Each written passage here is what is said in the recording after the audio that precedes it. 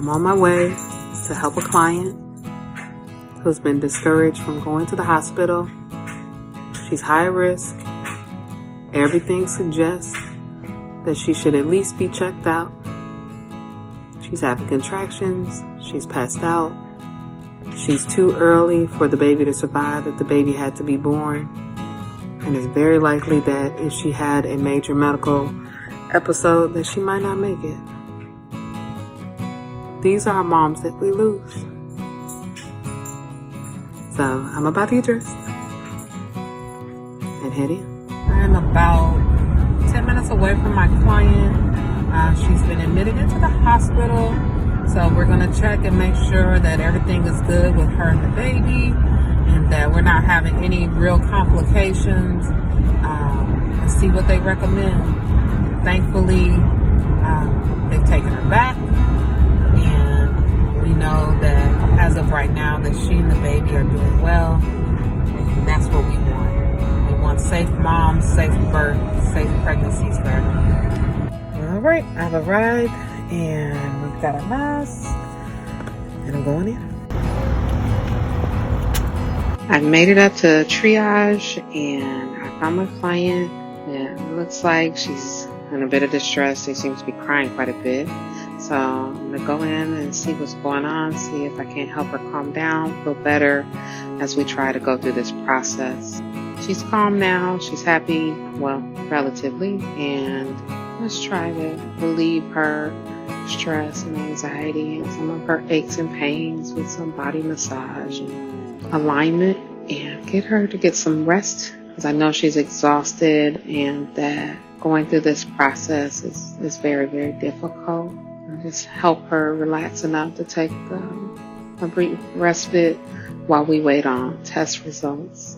The results are in, and it looks like, other than some dehydration, a lot of dehydration, she looks good.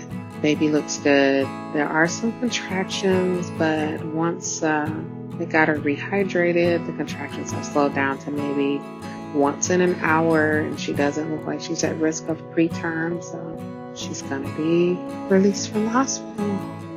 We've given her some care instructions and some follow-up instructions, so we're happy to be leaving together, and she is happy and she is whole, and her and the baby are doing relatively well. She's in quite a bit of pain periodically, but much, much better than she was when we started this process.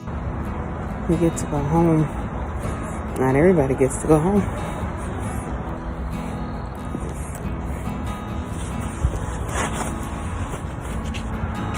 A day in the life of a doula.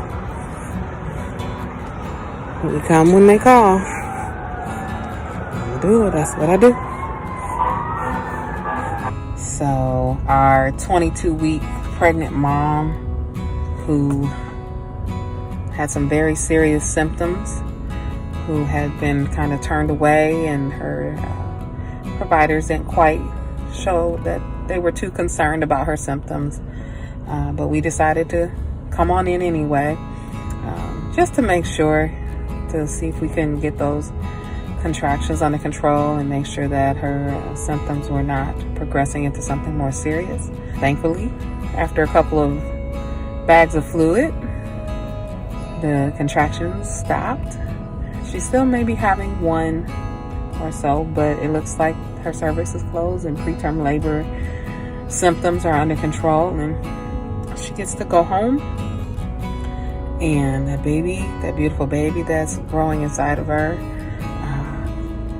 is there and continues to flourish. And so we are going to continue to work with her and help her through this process and navigate everything that has to go on as a mother in the maternal health care system that we have in our hospitals. So we're very happy. We had to deal with a bit of controversy, a little disrespect, but it's okay. As doulas, we understand. We're not going to stop coming in.